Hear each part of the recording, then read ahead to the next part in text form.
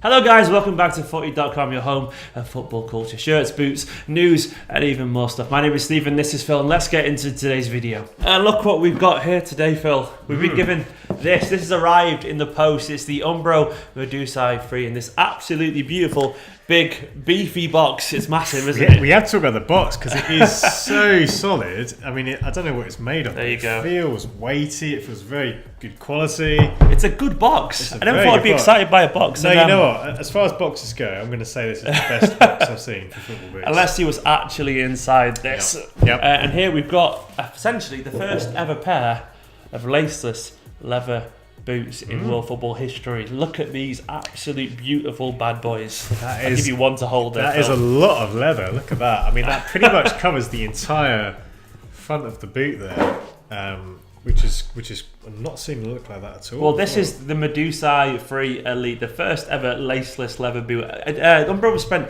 2 years making and develop this boot. They consulted with loads of professional footballers, loads of players. I spent ages trying to make it as lightweight as possible, and seriously, it weighs absolutely nothing. It's feather light. I feel like I could do that thing you do in Maltese where you can actually blow it into the air. It weighs so little.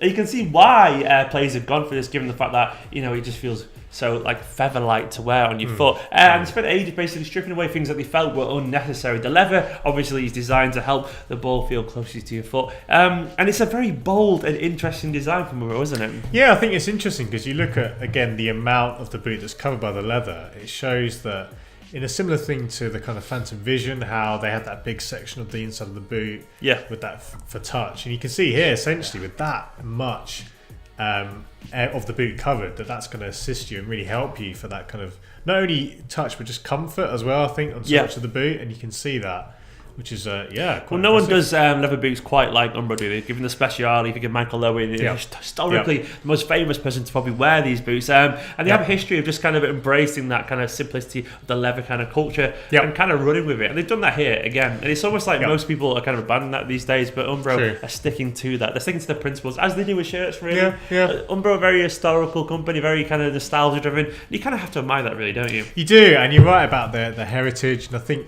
you know, it's what goes around comes around. It's probably not unlikely to think that leather boots are going to come back in a bit more. But yeah, either way, you're right about Umbro being the perfect company to do this sort of blend of modern 170 grams, by the way. That's all it weighs. 170 grams. I remember when I was a kid, the boots used to weigh me down if you got a little bit wet. These will not be weighing you down. In terms of people actually wearing it, Pepe is probably the biggest name that's going to be wearing this. The Portuguese shithouse of a defender. Everyone loves Pepe. A great player. Actually underrated, I would actually say. Probably. And he's going to be wearing these perfect for stamping on people's feet, I would guess. And obviously as well, Flores, the Peruvian winger, is he? I believe he is. He's a winger.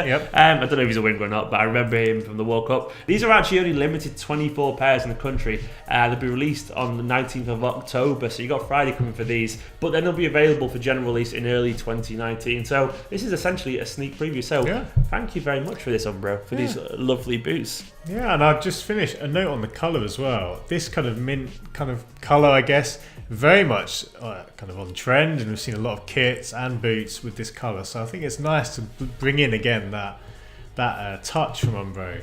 So you've got very much the traditional look of the leather, but with the kind of much more modern design and that little bit of flair. I like that. From the if I was being honest about the aesthetic on a personal level, I'm not really a fan of this slight kind of pattern here, this kind of blocky pattern around. You can see it in the pictures on close up.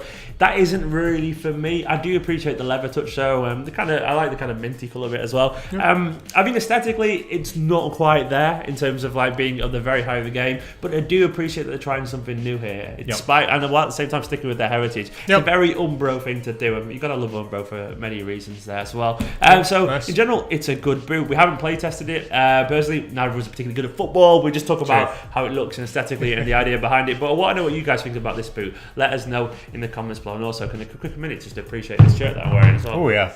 No, you can find that on FOOTY.COM. This turned up the other day in the office. I got very excited. Yeah, we should get you to turn around. Give me Mbappe. There he is.